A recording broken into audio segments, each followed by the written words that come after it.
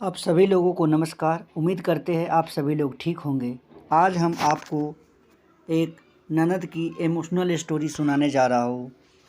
एक दिन रागनी कॉलेज से आई तो उसने सभी को कॉलेज के सालाना कार्यक्रम में आने के लिए कहा और यह भी कहा कि कॉलेज में उसकी भी दो थी प्रस्तुतियाँ, इसलिए आप सभी को चलना बहुत ज़रूरी है। खैर, ना चाहते हुए भी शिखा को अपनी दोनों जुड़वा बेटियों के साथ रागनी के कॉलेज जाना पड़ा। कार्यक्रम की शुरुआत में संगीत की कई प्रस्तुतियाँ हुई। उसके बाद मॉडलिंग राउंड हुआ। दर्शकों ने तालियों के साथ सभी को उत्साहवर्धक किया। मॉडलिंग में रागनी ने भी हिस्सा लिया था। आखिरी राउंड में रागनी के साथ 4 और लड़कियों का सिलेक्ट किया गया, जहां सभी से जज द्वारा एक एक सवाल पूछकर विजेता घोषित करना था। सवाल जवाब का दौर शुरू हुआ।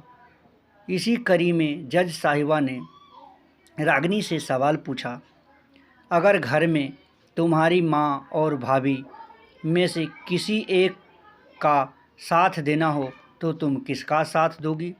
पूरे सदन में खामोशी छाई थी। सभी रागनी के जवाब की प्रतीक्षा कर रहे थे। तभी रागनी ने थोड़ा आगे बढ़कर कहा, अगर भाभी सही हो तो अपनी भाभी का मैं साथ दूंगा। जज साहिबा ने आगे पूछा, क्यों? रागनी ने जवाब दिया, क्योंकि मुझे भी कल किसी की भाभी बनना है। जवाब सुनते ही पूरे सदन में तालियां गूंज उठी। सभी रागनी की सोच और उसके सटीक जवाब की प्रशंसा कर रहे थे। रागनी को विजेता घोषित किया गया। पुरस्कार लेने से पहले रागनी ने सभी से कुछ कहने के लिए माइक थमाते हुए कहा, हर बेटी अपनी माँ से बहुत प्यार करती है और माँ भी अपनी बेटी के दिल से सबसे करीब होती है। इसी तरह हमारे घर की बहुएं भी तो किसी की बेटियां हैं।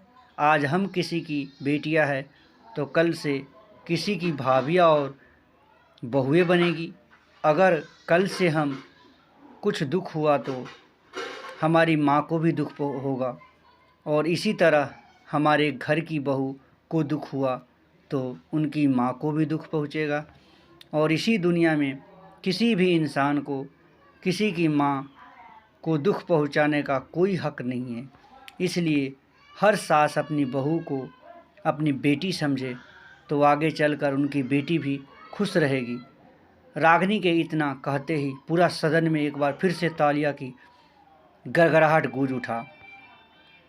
दोस्तों, आपको हमारी यह कहानी ननद की इमोशनल स्टोरी कैसी लगी?